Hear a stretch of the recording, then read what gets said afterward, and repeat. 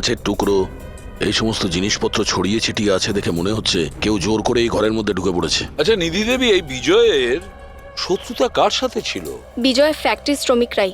বেশ কয়েকদিন ধরে ওরা খুব রেগে ছিল। ওই শ্রমিকরাই কিন্তু বেশ কয়েকবার ওকে মেরে ফেলার হুমকি দিয়েছিল। কিন্তু আপনাদের বাড়িতে কি করে ঢুকবে যেখানে চারদিকে সিকিউরিটি, অ্যালার্ম সিস্টেম আছে, সিসিটিভি ক্যামেরা লাগানো আছে? Yes sir, it's a smart home. ও হ্যাঁ স্যার, ইনি বলেছিলেন এখানে হিটিং, এসি, লাইটিং, ভেন্টিলেশন সব কিছু রিমোটে চলে। আচ্ছা, তাহলে তো ম্যাডাম আরও একটা প্রশ্ন ওঠে যে এত সিকিউরিটি ঘেরা একটা হাইটেক বাড়িতে এই স্মার্ট হাউসে কেউ জোর করে ঢুকে গেল কি করে? জানি না স্যার। নিধি দেবী,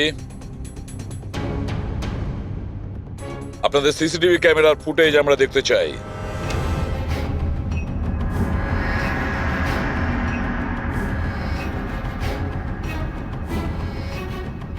এই বিজয় তো পালাচ্ছে, বাঁচার চেষ্টা করছে, কিন্তু কার ভয়ে দৌড়চ্ছে দেখতেই তো পাচ্ছি না স্যার। স্যার, কোনো অদৃশ্য শক্তি নয় তো? পঙ্কজ, এই চিন্তাভাবনাটা ভুল করেও দ্বিতীয়বার নিজের মাথায় এনো না, না হলে এসিপি স্যার তোমাকে অদৃশ্য করে দেবে সিআইডি থেকে। নিশ্চয়ই ওই শ্রমিকরাই কিছু একটা করেছে। আমার স্বামীর মৃত্যুর জন্য ওরাই একমাত্র দায়ী। যে কয়জন শ্রমিক আছে প্রত্যেকের অ্যাড্রেস আমাদের চাই। স্যার, আপনাদের কোথাও ভুল হচ্ছে। এগুলো কিন্তু ভালো হচ্ছে না স্যার। স্যার, আমরা গরিব শ্রমিক ঠিকই, কিন্তু তার মানে এটা নয় যে আপনারা আমাদের খুনি বলবেন। এদিকটায় আসো। দেখো, আমরা কারোর ওপর কোনো দোষ চাপাচ্ছি না, আমরা শুধুমাত্র সত্যিটা জানার চেষ্টা করছি। আর এটা কি সত্যি নয় যে আপনারা সবাই মিলে বিজয়কে প্রাণে মারার হুমকি স্যার, দিয়েছেন? এসব আপনাকে কে বললো? বিজয় বলেছে, সেই জন্য চুপ করে আর কোনো লাভ নেই। যেই এটা করেছে তাড়াতাড়ি স্বীকার করো, বুঝেছো? স্যার, আমি মানছি যে আমরা কয়েকবার রেগে গিয়ে এই রকমের হুমকি দিয়েছিলাম, কিন্তু বিজয় স্যারকে খুন করার ব্যাপারে আমাদের মধ্যে কেউ এটা ভাবতেই পারে না। হ্যাঁ স্যার, ও মারা গেলে আমাদের কি লাভ হতো? উল্টে তো এখন আমাদের লোকসান হয়ে গেল। 6 মাসের মাইনেটা যে বাকি আছে এবার কে দেবে? ও, তার মানে আপনারা বিজয়বাবুর ওপরে এই কারণেই রেগেছিলেন যে গত 6 মাস ধরে ও আপনাদের মাইনে দেয়নি? হ্যাঁ হ্যাঁ স্যার, বেশ কয়েক মাস ধরে আমরা ধার দেনা করেই সংসার চালাচ্ছিলাম। 2 মাস ধরে বাচ্চাদের স্কুলের ফিস জমা দিতে পারিনি। কালই বাচ্চাদের স্কুল থেকে বের করে দেওয়া হয়েছে এটা বলে, যদি স্কুলের ফিস না আনতে পারো তাহলে স্কুলে এসো না। আচ্ছা, এটা বলো যে এটাই শুধু কারণ ছিল এই বিজয়ের ওপরে, নাকি অন্য কোনো কারণ ছিল? স্যার, একটা কারণ এটাও ছিল যে স্যার আমাদের কাজ থেকে বের করে দিতে চেয়েছিলেন। সেটা কেন? কেননা স্যারের এটা মনে হয়েছিল যে মেশিন মানুষের থেকে ভালো কাজ করে আর এতে বেশি লাভও হয়ে থাকে। আচ্ছা, রেগে গিয়ে খুন করে দাওনি তো? না স্যার, ওনাকে খুন করে আমরা তো আমাদের টাকা পাবো না, উল্টে বউ বাচ্চাকে নিয়ে পথে বসতে হবে। কতজন মজুর এখানে কাজ হারিয়েছে? হ্যাঁ স্যার, 100-রও বেশি। 100-র ওপরে লোকের বাড়ির উনুন নিভে গেছে শুধুমাত্র এই বিজয়ের জন্যে। তার মানে 100 জনের মধ্যে যে কেউ হতে পারে যে বিজয়কে খুন করেছে। খোঁজ নিতে হবে সমস্ত মজুরদের ব্যাপারে, কে কে কোথায় ছিল কাল রাতে। হ্যাঁ প্যাট্রিক, কিছু জানতে পেরেছো শ্রমিকদের ব্যাপারে? কোথায় ছিল বিজয়ের খুনের সময়? স্যার, এখনো অবধি সব কটার খবর পাইনি স্যার, প্রসেস চলছে। স্যার, হ্যাঁ পুরবি, স্যার এমন একটা কথা জানতে পেরেছি যেটার বিজয়ের মৃত্যুর সাথে যোগাযোগ থাকতে পারে। কি বলো তাড়াতাড়ি। স্যার, এই দেখুন, ধরে নিতে পারেন মৃত্যুর কিছুক্ষণ আগেই রাত 12:09 সময় বিজয় ওর অ্যাকাউন্ট থেকে কাউকে 50 কোটি ট্রান্সফার করেছিল। 50 কোটি টাকা? এত বড় অ্যামাউন্ট কার কার নামে ট্রান্সফার করা হয়েছে? পানামাতে কোনো অ্যাকাউন্ট আছে, কার এটা জানা নেই। খুনি নিশ্চয়ই এই ট্রানজাকশন জোর করে করিয়েছিল বিজয়কে প্রেসার দিয়ে। গত 6 মাস ধরে শ্রমিকদের মাইনে দেয়নি আর রাতারাতি 50 কোটি টাকা ট্রান্সফার করে দিয়েছে। আচ্ছা, ওই ওয়ার্কারদের মধ্যে কেউ নয় তো? না না না পঙ্কজ, কোনো গরিব শ্রমিক এত সিকিউরিটি লাগানো বাড়িতে পানামার মতন ব্যাংকে মানি ট্রান্সফার করবে? না, এটা আমি বিশ্বাস করি না। স্যার, হতে পারে চেনাশোনা কেউ, মানে আশেপাশের কেউ এমন কোনো শত্রু যে ভালো করে জানে যে বিজয়ের বাড়ির সিকিউরিটি কি করে ভাঙা যায়। কে হতে পারে?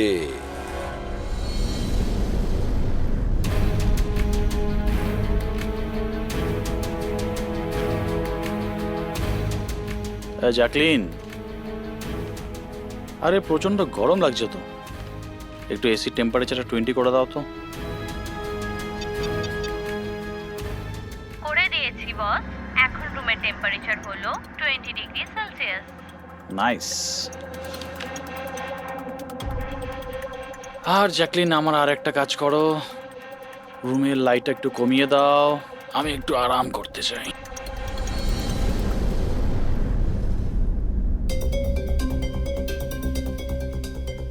আরে জ্যাকলিন, আরে তোমার মনে আছে না কাল আমার দুবাইতে মিটিং আছে? ইয়েস বস, মিটিং এর সমস্ত প্রস্তুতি হয়ে গেছে। আচ্ছা এটা বলো তো, কালকের দুবাইয়ের টেম্পারেচার কেমন থাকবে? এমনিতে তো কাল দুবাইয়ের টেম্পারেচার 21 ডিগ্রি সেলসিয়াস, কিন্তু বস আপনার টেম্পারেচার কিন্তু বরফের থেকেও বেশি ঠান্ডা থাকবে। তার মানে? তার মানে বস, মৃতদেহের টেম্পারেচার ঠান্ডাই থাকে। কি? মনে হচ্ছে তোমার সবটার মধ্যে কোনো সমস্যা হয়েছে। এটা কি ধরনের মজা? এটা মজার কথা না বস, এটা সত্যিই হতে চলেছে। বস, আপনার কোনো শেষ ইচ্ছে? চুপ করো, কি বাজে কথা বলছো? কে কে কে? বাইরে এসো। বস, আমরা দুজন ছাড়া এখানে আর কেউই নেই। তাছাড়া আপনি আমার সঙ্গ পছন্দ করেন, তাই তো? আরে চুপ করো।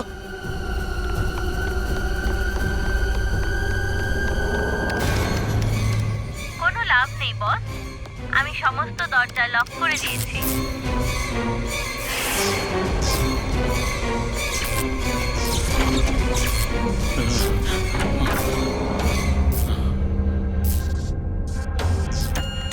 বস, আপনি ভিতরে কেন চলে গেলেন?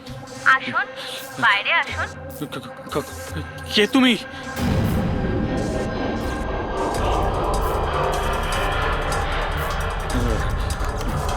হ্যালো, হ্যালো, আমি রাজেশ কুমার বলছি। আমাকে কেউ মেরে ফেলতে চাইছে। আপনি তাড়াতাড়ি আমার বাড়িতে চলে আসুন প্লিজ। খোলো জ্যাকলিন, খোলো। বস, দরজা তখনই খোলা হবে যখন আপনি আমার একটা কথা রাখবেন। বলো বলো, তোমার কি চাই? কি চাই তোমার? বলো। ঠিক আছে, আপনি আপনার ল্যাপটপটা অন করুন। ল্যাপটপ? হ্যাঁ হ্যাঁ হ্যাঁ হ্যাঁ, বলো। এবার ওটা স্ক্রিনে একটা অ্যাকাউন্ট নাম্বার দেখতে পাবেন। হ্যাঁ হ্যাঁ হ্যাঁ, নাম্বার দেখতে পাচ্ছি আমি। হ্যাঁ বলো। এবার এই অ্যাকাউন্ট নাম্বারে 50 কোটি টাকা ট্রান্সফার করুন। 50 কোটি? এতগুলো টাকা? 50 কোটি টাকা আপনার জীবনের থেকে বেশি কি? না না না না না না, আমি দিয়ে দেবো। আমি তোমাকে 50 কোটি দিয়ে দিচ্ছি, ট্রান্সফার করে দিচ্ছি আমি।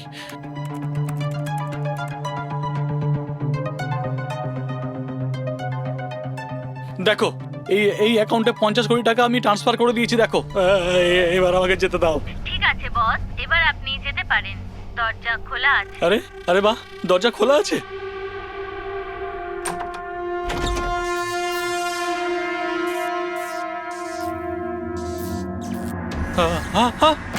বস, আমি আপনাকে বোকা বানিয়েছি। ফোনের বিপরীতে আমি ছিলাম। আপনার সাহায্যের জন্য কেউ আসবে না।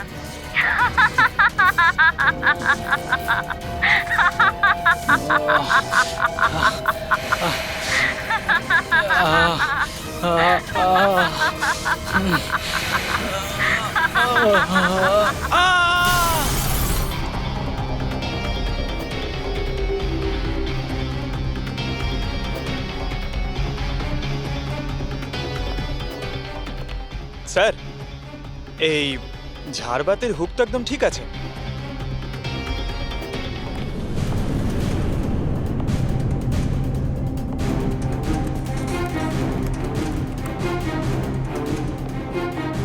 স্যার এই দেখুন, বেডরুমের সিসিটিভি ফুটেজ।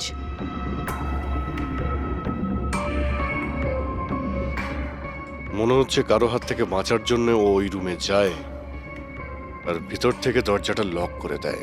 একবারে এই রাজেশের ওয়াইফের সঙ্গে কথা বলা যাক।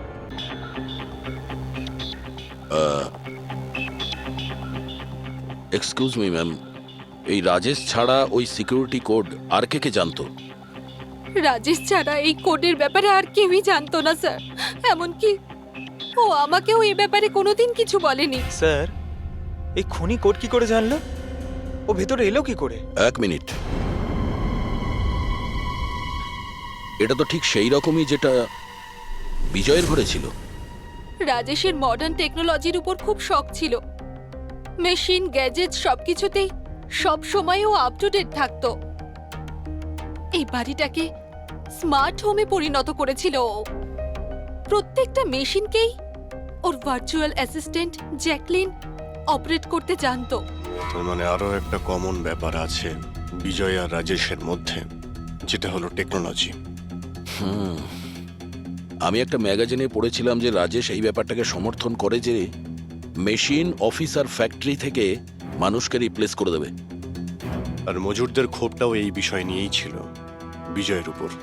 ম্যাডাম, অ্যাকাউন্ট ডিপার্টমেন্টস জানিয়েছে যে রাজেশ স্যার অ্যাকাউন্ট থেকে 50 কোটি টাকা কোথাও উধাও হয়ে গেছে। এক মিনিট, ওই 50 কোটি টাকা কোথায় গিয়েছিল? মানে কোনো পানামার অ্যাকাউন্টে? হ্যাঁ স্যার, কিন্তু আপনি কি করে জানলেন? এবার তো মনে হচ্ছে যে এই বিজয় আর রাজেশের খুনি একজনই, যে বড় লোকেদের টার্গেট বানাচ্ছে।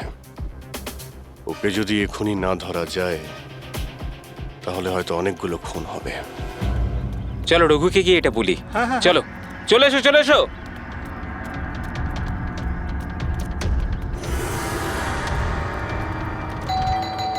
আরে রঘুদা, দরজা খোলো! আরে রঘুদা, রঘুদা, দরজাটা খোলো দরজা না। খোলো। রঘুদা, দরজা খোলো। রঘু ভাই, আরে রঘুদা, তাড়াতাড়ি তুমি এদিকে আসো না একবার। আরে কোনো বিপদ নয়, টাকা পেয়ে গেছি আমরা, টাকা। আরে মোবাইল চেক করো তোমার। মেসেজ, মেসেজ পড়ো, মেসেজ।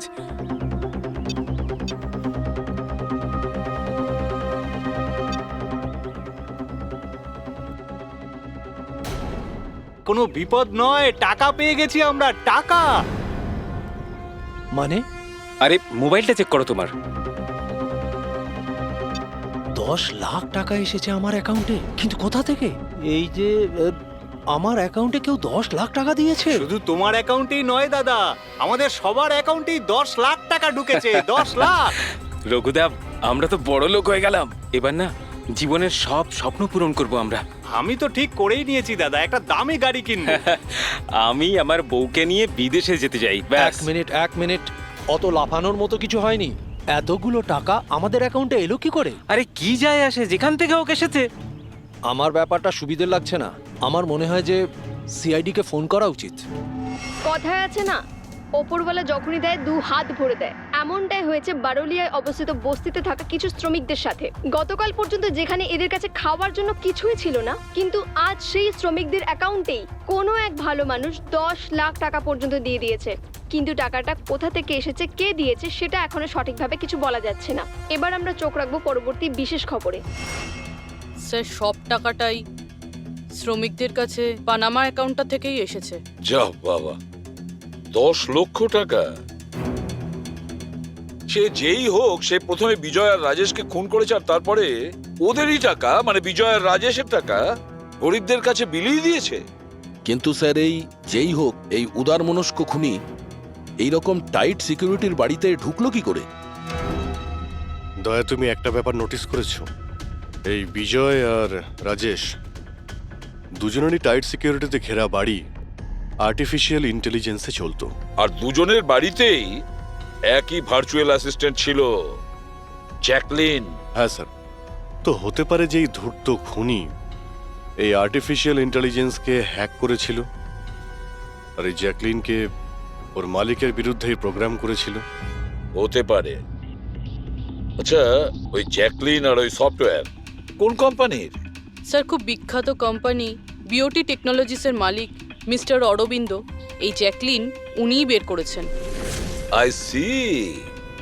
তাহলে ওই জ্যাকলিনের পিছনে অরবিন্দ আছে। অরবিন্দ এরপরে কোনো এক্সকিউজ কিন্তু আমি শুনবো না। প্লিজ তোমরা কাজের প্রতি সিরিয়াস হও।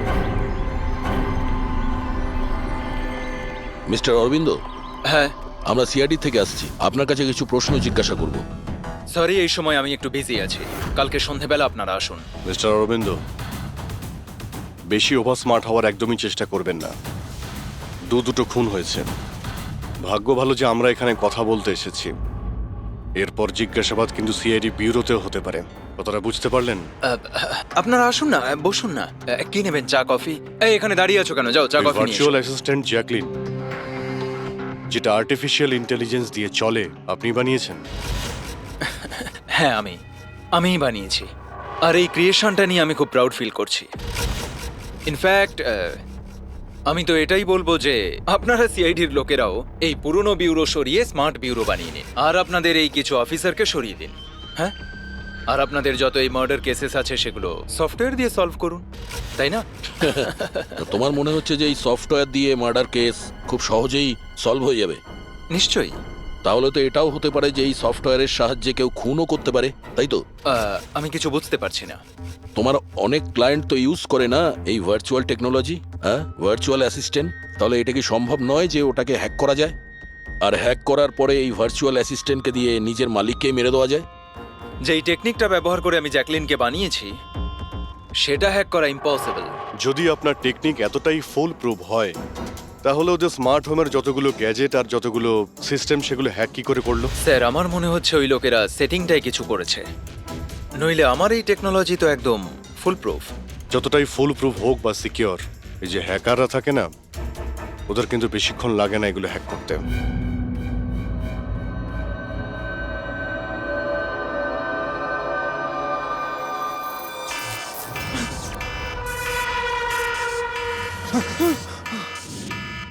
Security alarm!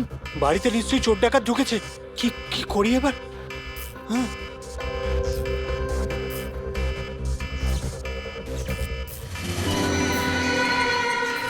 ও মাই গড, এর কাছে তো বন্দুক আছে।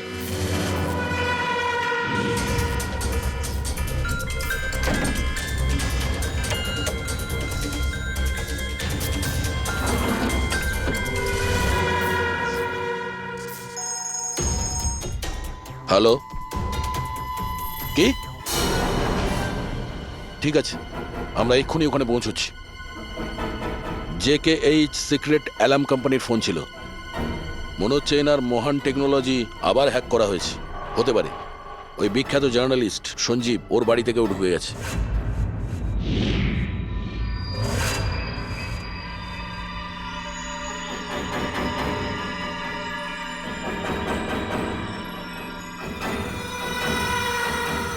এ তো আমার দিকে এগিয়ে আসছে দেখছি।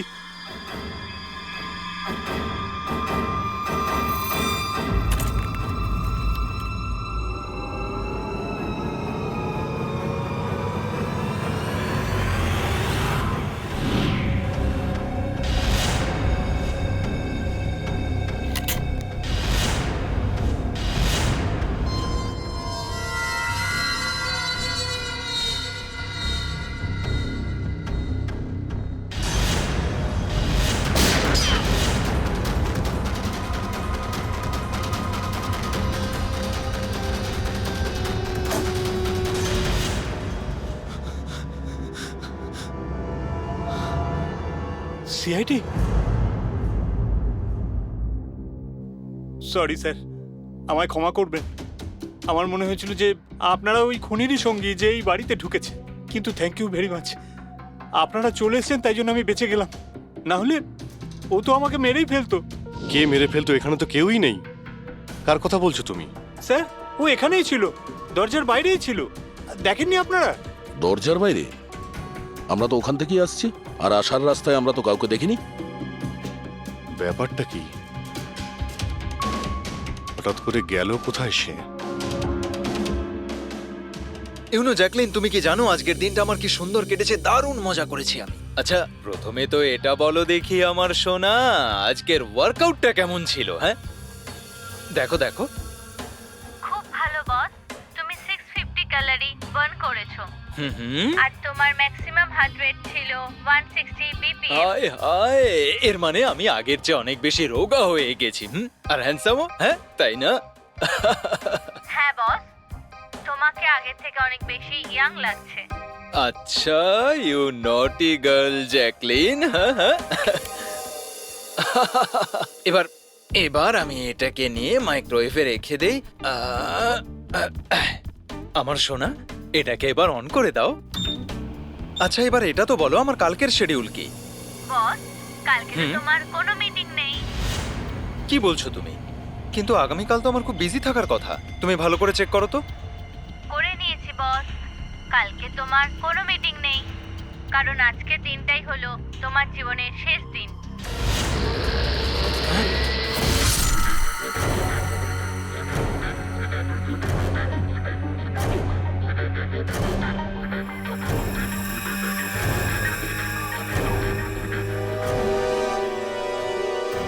উনি খুব সাংঘাতিক প্ল্যান করেছিল। ওর সব সময় টার্গেট ছিল এই অরবিন্দই, সঞ্জীব নয়। আর স্যার, যেটা সঞ্জীবের বাড়িতে হলো সেটা? সেটা ছিল আমাদের বোকা বানানোর জন্য। ওখানে যা কিছু হয়েছিল সব বোকা বানানোর জন্য। ও চাইছিল আমরা ওই সঞ্জীবের ঘরে বিজি হয়ে যাই, আর খুনি খুব সহজেই অরবিন্দকে খুন করে দেবে। কিন্তু স্যার, ওই সঞ্জীবের বাড়িতেও তো মাস্কওয়ালা লোকটা এসেছিল। পঙ্কজ, এটা একটা প্ল্যান ছিল, সবকিছুই একটা ভাবনা চিন্তা করার প্ল্যান। আমার তো মনে হয় সঞ্জীবের বাড়িতে কেউ ছিল না। এই ফুটেজ ওর ফোনে আগে থেকে দিয়ে দেওয়া হয়েছিল। যে হ্যাকার এত সব কিছু করতে পারে, তার কাছে এটা তো একটা সামান্য ব্যাপার। এই আর্টিফিশিয়াল ইন্টেলিজেন্সির যে টেকনোলজি, যেটা সমস্ত বাড়িতে লাগানো আছে, ওটা তো এই অরবিন্দই বানিয়েছিল। আর যদি কেউ অরবিন্দর বানানো টেকনোলজিকে হ্যাক করে, তাহলে নিশ্চয়ই কোনো... ও নিশ্চয়ই অরবিন্দর জন্য কাজ করে স্যার, কারণ এটা বাইরের লোকের পক্ষে সম্ভব নয়। তাহলে খোঁজ নিতে হবে অরবিন্দর কোম্পানিতে এমন কোন কোন লোক আছে যারা অরবিন্দর মতোই বুদ্ধিমান আর ওর মতো ইন্টেলিজেন্টও। অরবিন্দকে খুন করেছে এদের মধ্যে যেই হোক না কেন, সে নিশ্চয়ই এই আর্টিফিশিয়াল টেকনিকের ব্যাপারে খুব ভালোভাবেই জানতো। কিন্তু সে কে হতে পারে? স্যার, দুজন আছে যারা মোটামুটি অরবিন্দের মতো টেকনোলজিটা জানে। এক তো ইয়ামান, যাকে অরবিন্দই জিনিয়াস বলতো। আর স্যার, দ্বিতীয়জন হলো এই রাহুল। একে অরবিন্দ রাইভাল কোম্পানি থেকে নিয়ে এসেছিল, যাতে ওর টেকনিক সবার থেকে ভালো এবং শক্তিশালী হয়। আর যত ধনী ব্যক্তি আছে অরবিন্দর, সবার বাড়িতেই এই সিস্টেম এই রাহুলই ইনস্টল করেছিল। তাহলে এই খুনি কোনো বড় লোককে টার্গেট করার আগে আমাদের ওর থেকে এক ধাপ এগিয়ে থাকতে হবে। স্যার, আমার মনে হয় খুনির পরের টার্গেট মেঘনা হতে পারে। মেঘনা? হ্যাঁ স্যার, এই মিস্টার অরবিন্দের অনেক পুরনো ক্লায়েন্ট, বড় লোক, আর আর্টিফিশিয়াল ইন্টেলিজেন্ট টেকনোলজির অনেক বড় সাপোর্ট। পুরবি, একটা কাজ করো, যতক্ষণ না খুনি ধরা পড়ে তুমি মেঘনার সঙ্গে থাকবে। আর অভিজিৎ, দয়া, এই আমন আর রাহুলের ওপর কড়া নজর রাখো। না স্যার, কাউকে দেখতেই পাচ্ছি না।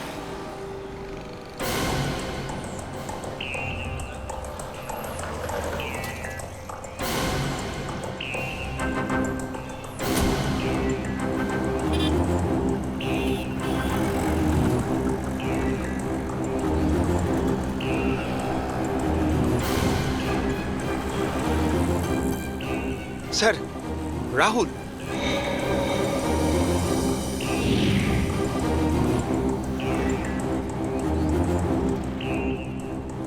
বাড়ি একদম ফাঁকা, মনে হচ্ছে অমন ঘরেই নেই। চলো ভেতরে গিয়ে দেখি।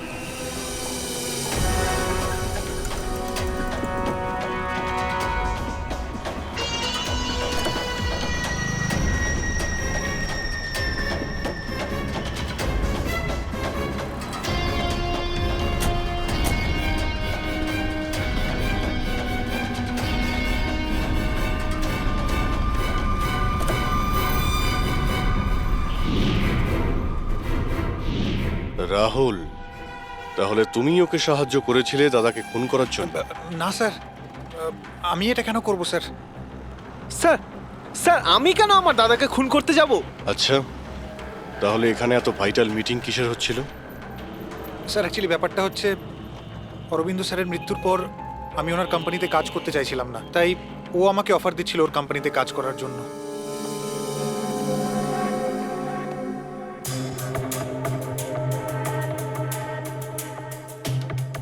স্যার এখানে একবার দেখুন, 1 2 3 4 5 5টা মনিটর স্যার। মনে হচ্ছে কম্পিউটারটা খুব হাইফাই স্যার। দেখি এই শক্তিশালী কম্পিউটারে কি কি ডেটা লুকিয়ে আছে।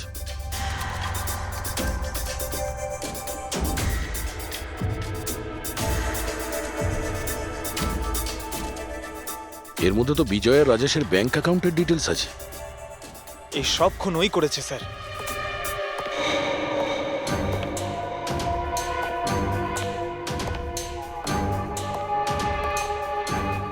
নমস্কার।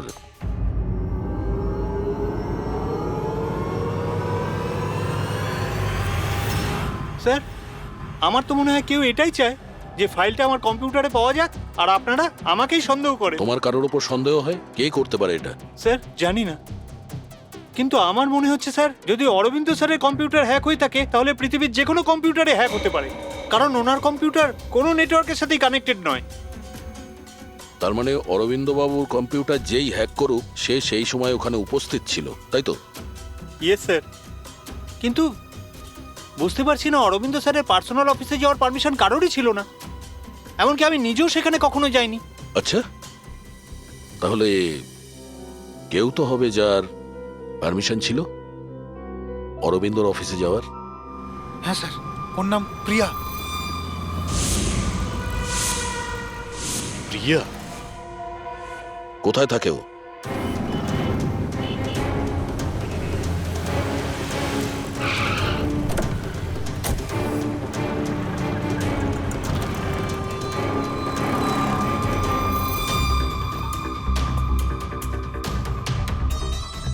প্রিয়া?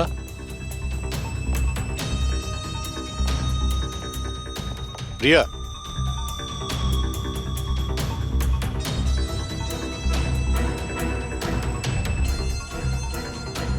প্রিয়া? প্রিয়া? এখানে তো কেউই নেই। প্রিয়া?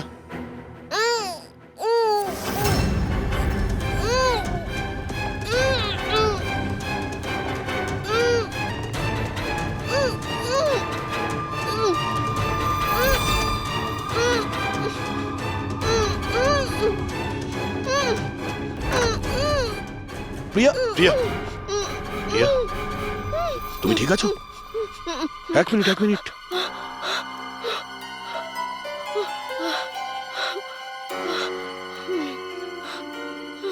কে কে করেছে এইসব? হ্যাঁ,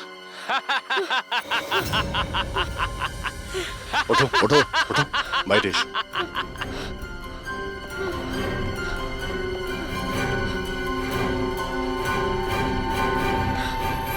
কে?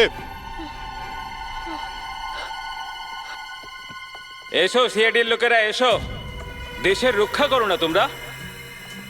তোমাদের আর আমার মধ্যে একটা জিনিসের মিল আছে, আমিও কাউকে রক্ষাই করছি, সেই সব গরিব অসহায় মানুষদের যাদের আশাহীন জীবনে বিষ গুলে এই বড়লোক মানুষেরা নিজেদের বিলাসবহুল অট্টালিকা তৈরি করেন। আর লজ্জা পাওয়া উচিত তোমাদের মতো আইনের রক্ষকদেরও। এই অসহায় দুর্বল মানুষদের রক্ষা করার বদলে সেই লোকেদেরই তোমরা বাঁচাতে চাও যাদের পাপের ঘোড়া বহুদিন আগে পূর্ণ হয়ে গেছে, কিন্তু তোমরা আর বাঁচাতে পারবে না। শুধু আমার একটা শেষ শিকার বাকি আছে, ওকে মেরে দিলেই আমি সুখের নিদ্রায় যেতে পারবো। আগামী 1 ঘন্টায় ওই শিকারও বাঁচবে না, আর তোমরাও সবাই মরবে।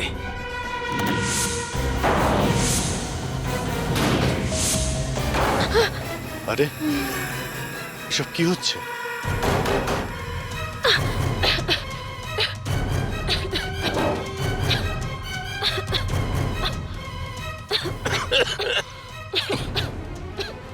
ও নো, এটা কি?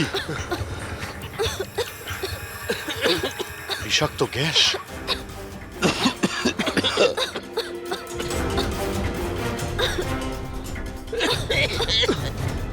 স্যার।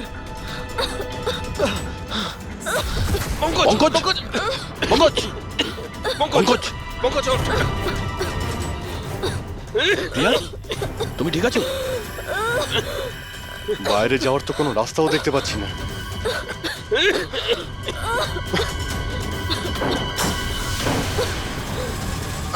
দরজা খোলো। সমস্ত দরজা অটোমেটিক মনে হচ্ছে। কিচেনে গিয়ে দেখো সিলিন্ডার আছে কিনা। বুঝে গেছি স্যার।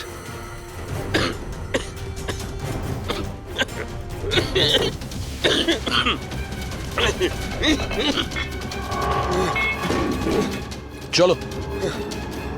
পিছিয়ে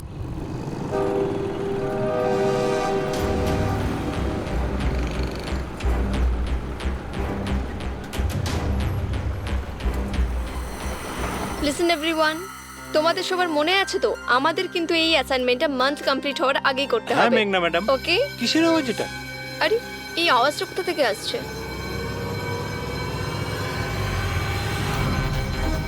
মনে হয় আগুন লেগে গেছে ম্যাডাম, ধোঁয়া বেরোচ্ছে madam. Come on fast fast, চলো তাড়াতাড়ি বেরিয়ে চলো সবাই, চলো। ওকে ওকে ওঠাও। মেঘনা, মেঘনা, জানি না এসব কি করে তুমি হলো। ঠিক আছো? আমার খুব ভয় লাগছে, প্লিজ ডু সামথিং।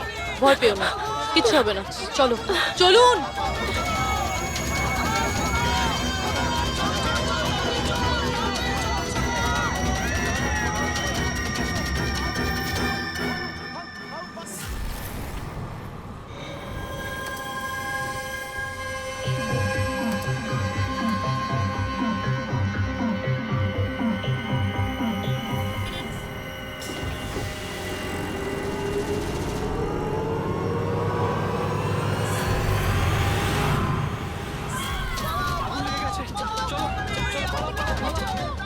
চলুন। মেঘনা, মেঘনা, সবাই সাবধানে এসো। মেঘনা, কেউ মেঘনাকে দেখেছো? না, দেখিনি।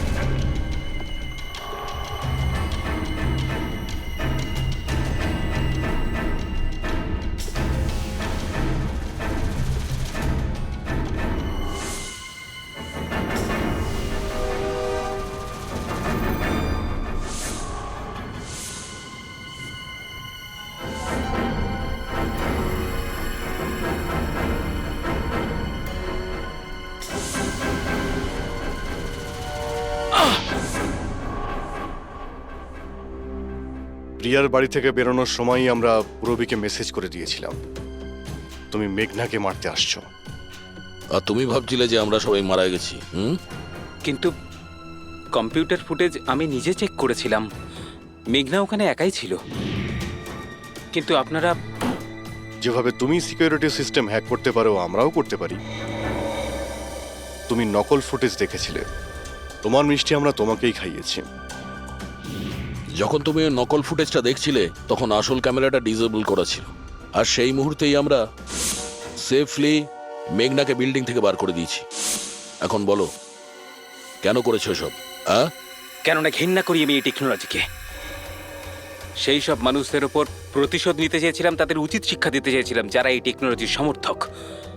সব জিনিসের ভালো আর খারাপ দিক থাকে, টেকনোলজিরও রয়েছে, কিন্তু এই নতুন অ্যাডভান্স টেকনোলজিতে তোমার এত প্রবলেম কিসের? কেননা এই টেকনোলজি আমার বাবাই তৈরি করেছিল, অরবিন্দ নয়। এই জন্য এই টেকনোলজির ওপরে প্রথম অধিকার আমার বাবারই হওয়া উচিত। এমনকি জ্যাকলিনও আমার বাবারই আইডিয়া ছিল। অরবিন্দ জালিয়াতি করে সমস্ত ক্রেডিট নিয়ে নিয়েছিল। ওই লোকটার কারণেই আমাদের পরিবারকে এত দারিদ্র দেখতে হয়েছে। আমার বাবা আর থাকতে পারেননি, উনি আমার মাকে, আমার 2 বোনকে মেরে ফেলেছিলেন, তারপর নিজে সুইসাইড করে নেন। আমি স্কুলে গেছিলাম, হয়তো এই জন্যই বেঁচে যাই। তোমার সঙ্গে যেটা হয়েছে সেটা খুব খারাপ হয়েছে, সেটা হওয়া উচিত ছিল না। কিন্তু যদি তুমি তোমার এই তীক্ষ্ণ বুদ্ধিটাকে ঠিক জায়গায় ব্যবহার করতে, তাহলে হয়তো আজ গরিবদের জন্যে, সমাজের জন্যে তুমি কিছু ভালো করতে পারতে। কিন্তু যে রাস্তা তুমি বেছে নিয়েছো সেটা আলোর নয়, অন্ধকারের। এবার জেলের মধ্যে বসে তুমি অপেক্ষা করতে থাকো ফাঁসির অর্ডার আসার।